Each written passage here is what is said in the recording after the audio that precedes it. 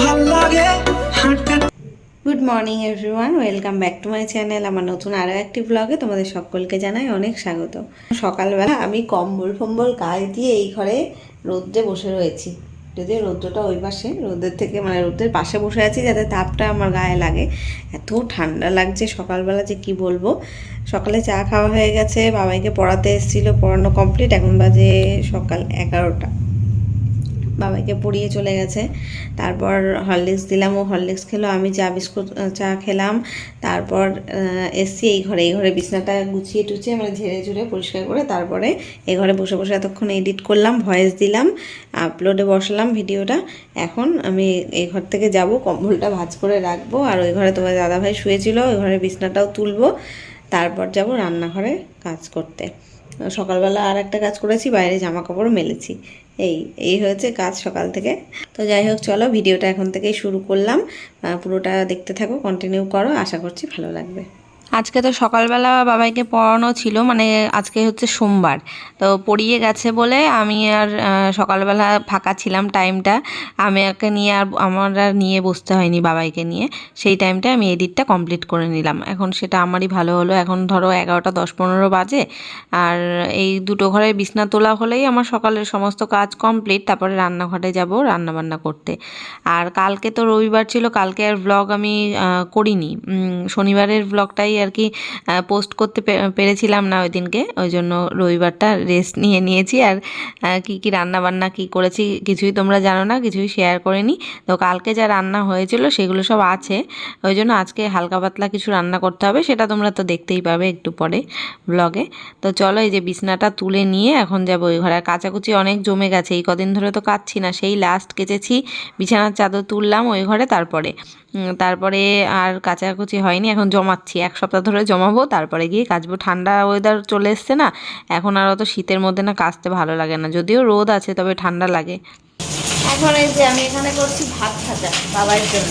বাবাই বলছে সকালে হরলিক্স খেয়েছে শুধু, আমি বললাম যে ভাত আছে, কড়কড়ে ভাত খাবি, ডাল রয়েছে, মাংস টাংস রয়েছে, তো বললাম না ভাত ভেজে দাও। তাই সেটা আবার কি ঘরে ডিম ছিল না, তাই আবার কী করলাম, মাংস ছিল, কালকে ওই বাড়ির দিদিভাইরা মাংস দিয়েছিল, তাই 1 পিস সলিড মাংস তুলে পেঁয়াজ দিয়ে লঙ্কা দিয়ে মাংসটাকে ভেজে আর ভাতটাকে এর সাথে ভেজে দিলাম। তাহলে খেতেও ভালো লাগবে, আর টেস্টও হয়েছে, মাংসের একটা গন্ধ আসছে, পোলাওয়ের মতো লাগছে, দেখতেও দেখো ওরমই লাগবে, খেতেও কিন্তু দারুণ লাগবে। এই বাবাই হয়ে গেছে, আয়। আর কালকে না, কালকে তো ভিডিও করিনি, কালকে অনেক কিছু রান্না করেছিলাম, সেগুলো সব আছে, ওই জন্য আজকে রান্না সেইভাবে অনেক কিছু রান্না মানে অনেক কিছু করতে হবে না, করতে হবে 1-2 পাতে করতে হবে। এ দেখো, এই মাংসটা ওই বাড়ির দিদিভাইরা কালকে দিয়েছিল, চিকেন যেটা রয়েছে।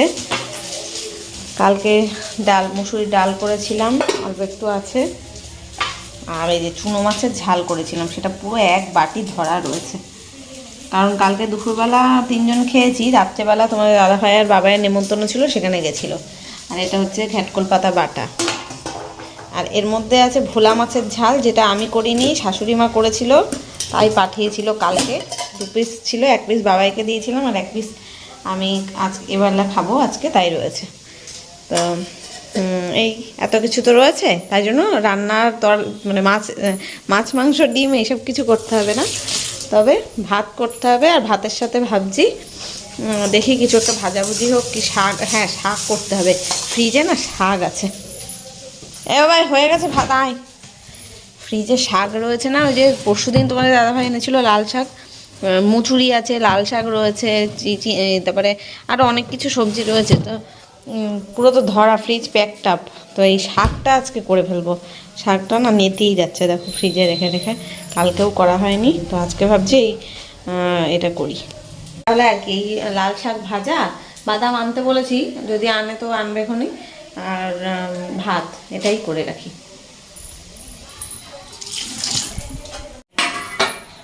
চলে আয়, বেড়ে দিয়েছি,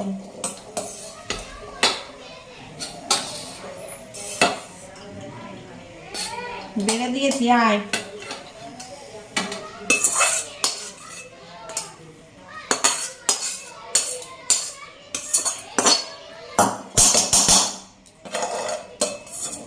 দুখানা খুন্তি দুটোই এঁঠো। এই ঝাঁঝরি হাতাটা দিয়ে দেখো ভাজলাম ভাতটাকে, এখন খুন্তি মাজতে হবে, মেজে নেবো আমার যেটা লাগবে। আর বাদ বাকি সব গামলায় বাসন নামাবো।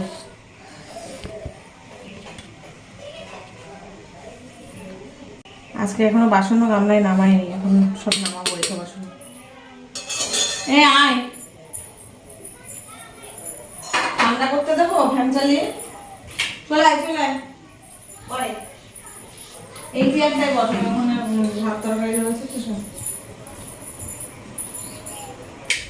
এখন বাবাইকে খেতে দিয়ে বেসিনটাকে খালি করে নিলাম। আর বাবাই খেয়ে বলছে মা দারুণ হয়েছে, এবার থেকে এরকম করে করে দেবে, ফ্রায়েড রাইসের মতন লাগছে।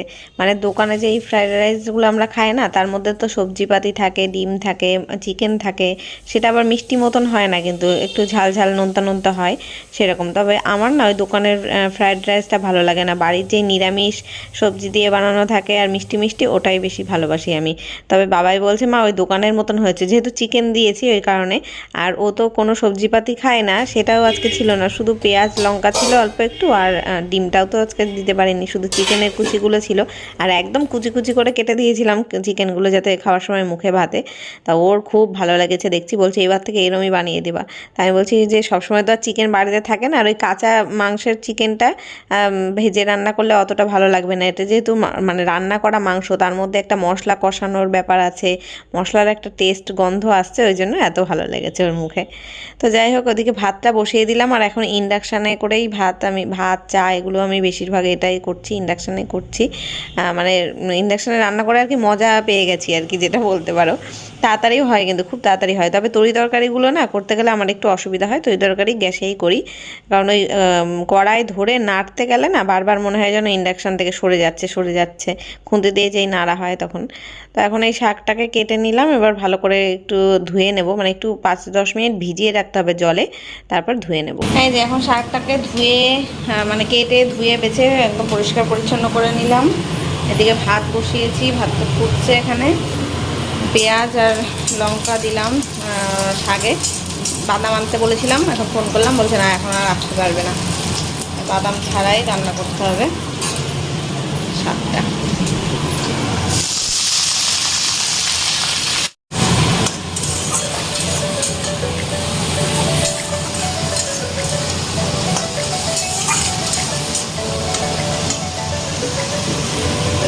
এদিকে ভাতটা হয়ে গেছে, গুড় দিয়ে নিই। এখন এই যে শাক ভাজা রান্না হয়ে গেছে, ভাত হয়ে গেছে, আর তরকারিগুলো সব এক এক করে গরম করে নিচ্ছি। ডালটা ফুটিয়ে নিলাম, মাংসটাকে জাল করে নিলাম, এবার এই চুনো মাছের ঝোলটাকে জাল করছি। আর এরপরে আছে ভোলা মাছটাকে জাল করব, তারপর যাব স্নানে। গরম না করলে না, ফ্রিজে রাখা ছিল না, খাওয়া যাবে না।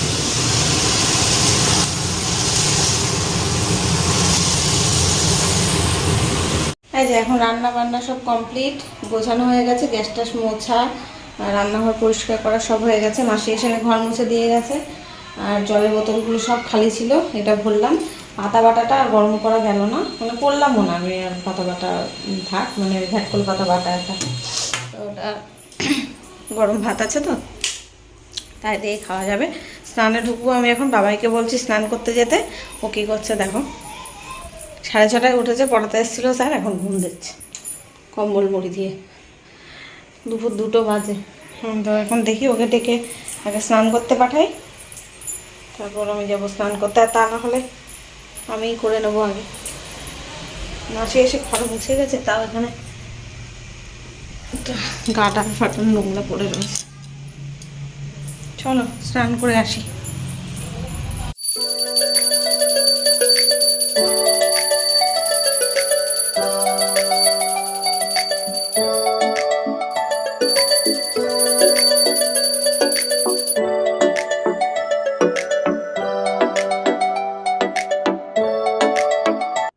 তো বন্ধুরা, এখন আমার স্নান পুজো কমপ্লিট, খাওয়া দাওয়াটা এখনো হয়নি। আর বাবাই স্নান করতে গেছিলো, আমি আগে স্নান করে আসলাম, তারপরে বাবাই ঢুকেছিল, এখন ও বেরোলো, এখন যাব খেতে দেবো।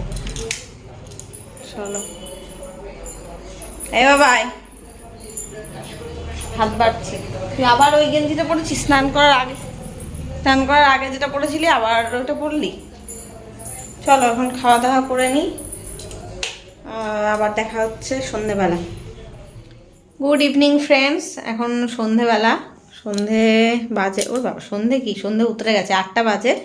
তো চাটা খাওয়া হয়ে গেছে অনেকক্ষণ আগে, দুপুরবেলা শুয়েছিলাম, তারপর উঠলাম, বাবাই খেলো, বিস্কুট টিস্কুট খেলো, চাটা খেলো। এখন এই যে ওর প্রজেক্ট করাতে বসবো।